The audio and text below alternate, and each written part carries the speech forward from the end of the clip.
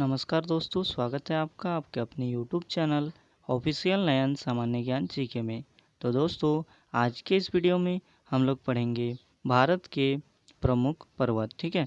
और इस वीडियो में हम लोग पढ़ेंगे उत्तर भारत के जितने भी पर्वत हैं उनको हम लोग विस्तारित रूप से अध्ययन करेंगे। तो यदि आप हमारे चैनल में नए हैं तो चैनल को सब्सक्राइब कर लीजिए, साथ ही वीडियो में अंत तक बने रहे। तो चलिए स्टार्ट करते हैं आज के टॉपिक को।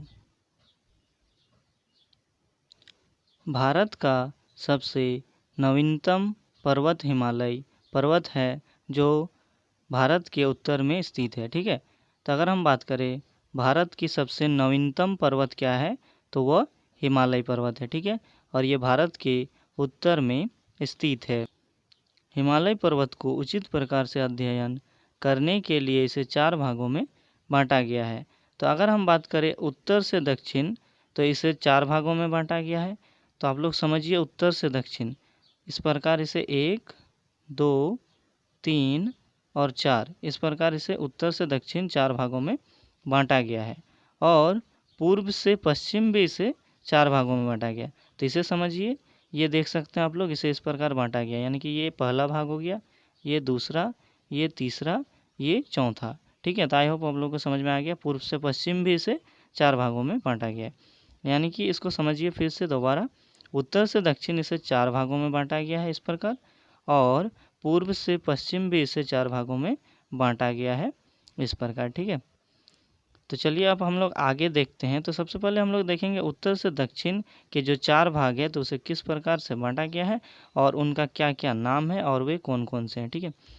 तो आप लोग यहाँ देख सकते हैं, तो उत्तर से दक्षिण जो पर्वत हिमालय पर्वत को 4 भागों में बांटा है, तो उसमें है ट्रांस हिमालय, सबसे ऊपर है ट्रांस हिमालय है। ये आप देख सकते हैं यहाँ पर जो ब्लू कलर का है, ये है आपका ट्रांस हिमालय। उसके बाद है वृहद हिमालय, जिसे महान हिमालय भी कहते हैं। वो रेड कलर का जो ये आपको दिख रहा है, ये है महान हिमालय। उसके बाद है मध्य हिमालय, यानी कि ये जो ब्लैक कलर का है, ये आपका है मध्य हिमालय। उसके बाद है शिवालिक, ग्रीन कलर का जो है सबसे नीचे, इसे शिवालिक कहते हैं, ठीक है। तो आई होप आप लोग को समझ में आ गया। सबसे ऊपर है ट्रांस हिमालय, उसके बाद वृहद हिमालय, उसके बाद मध्य हिमालय, और सबसे नीचे है शिवालिक, ठीक है। तो आई होप आप लोग को समझ में आ गया।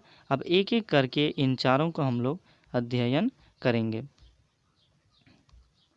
तो सबसे पहले हम लोग अध्ययन करेंगे ट्रांस हिमालय को, ठीक है। तो जो ट्रांस हिमालय है सबसे ऊपर, ये जो था ये ट्रांस हिमालय, इसको हम लोग देख लेते हैं। तो भारत का सबसे ऊंचा दर्रा काराकोरम दर्रा है, और ये कहाँ पर स्थित है, तो ये ट्रांस हिमालय पर स्थित है, ठीक है। भारत का सबसे ऊंचा दर्रा काराकोरम कहाँ स्थित है, ट्रांस हिमालय में स्थित है। अगला है भारत की सबसे ऊंची चोटी कौन सी है, तो K2 है, जिसे गॉडविन ऑस्टिन भी कहा जाता है, ठीक है। ये कहाँ पर है, तो ये भी ट्रांस हिमालय में ही है। भारत की सबसे ऊंची चोटी K2 ट्रांस हिमालय में स्थित है। और इसकी ऊंचाई की अगर हम बात करें, तो 8,611 किलोमीटर इसकी ऊंचाई है, ठीक है। आई होप आप लोगों को ट्रांस हिमालय क्लियर हो गया। आगे देखते हैं। आगे है सेकंड नंबर पर वृहद हिमालय या महान हिमालय, ठीक है। तो दुनिया की सर्वोच्च शिखर माउंट एवरेस्ट इसी श्रेणी पर स्थित है। माउंट एवरेस्ट किस पर है, तो वृहद हिमालय में है माउंट एवरेस्ट, जो कि नेपाल में है, ठीक है। और माउंट एवरेस्ट को नेपाल में सागरमाथा के नाम से जाना जाता है। और अगर हम इसकी ऊंचाई की बात करें, तो ये है 8,848 किलोमीटर। कहीं कहीं पर आपको 8,850 किलोमीटर भी देखने को मिलेगा, ठीक है। तो आपको समझ में आ गया। अब आगे देखते हैं हम लोग। आगे है मध्य हिमालय। तो मध्य हिमालय भारत के अधिकतर पर्वतीय पर्यटन स्थल इसी पर स्थित है, जैसे बद्रीनाथ, केदारनाथ, गंगोत्री, यमुनोत्री, धौलगिरी, नंदा देवी, नंगा पर्वत, ये सब इसी में स्थित है, ठीक है। अब आगे हम लोग देखते हैं शिवालिक को।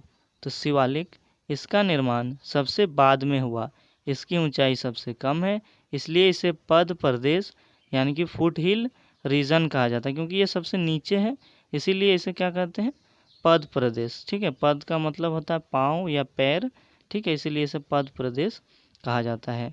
मध्य हिमालय और शिवालिक के बीच की घाटी को पश्चिम में दून और पूर्व में द्वार कहा जाता है, जैसे देहरादून और हरिद्वार, ठीक है। तो जो मध्य हिमालय है और शिवालिक है, इसके बीच की जो घाटी है उसे पश्चिम में दून और पूर्व में द्वार कहा जाता है। तो चलिए हम लोग आगे देखते हैं।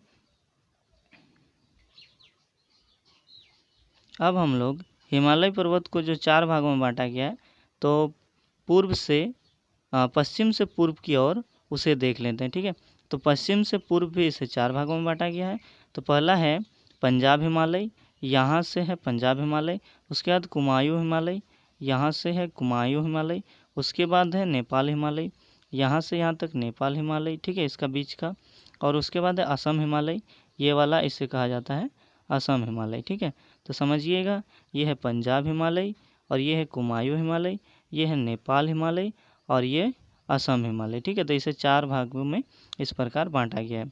तो चलिए हम लोग समझते हैं इसकी लंबाई क्या है और कैसे क्या है। तो यहाँ पर देखिए पंजाब हिमालय, तो जो पंजाब हिमालय है ये सिंधु नदी और सतलज नदी के बीच में है। ठीक है, तो सिंधु नदी यहाँ से गुजरता है और सतलज नदी यहाँ से, तो इसका जो बीच का एरिया है, ठीक है, तो ये इसे ही हम लोग कहते हैं पंजाब हिमालय, इसे कहते हैं पंजाब हिमालय। और इसकी अगर हम लंबाई की बात करें तो ये कितना है, 560 किलोमीटर लंबा है।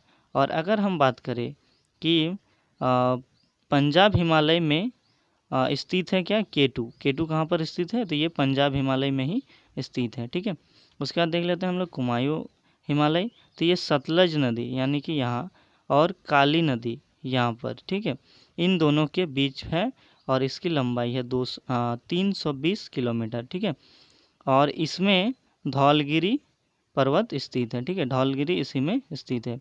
उसके बाद अगर हम बात करें नेपाल हिमालय की, तो यहाँ से यानी कि काली नदी से तीस्ता नदी तक, काली नदी से तीस्ता नदी के बीच का एरिया को क्या बोलेंगे, नेपाल हिमालय। इसकी लंबाई कितनी है, तो 800 किलोमीटर इसकी लंबाई है। और माउंट एवरेस्ट इसी में है। माउंट एवरेस्ट किस में है, तो नेपाल हिमालय में माउंट एवरेस्ट है।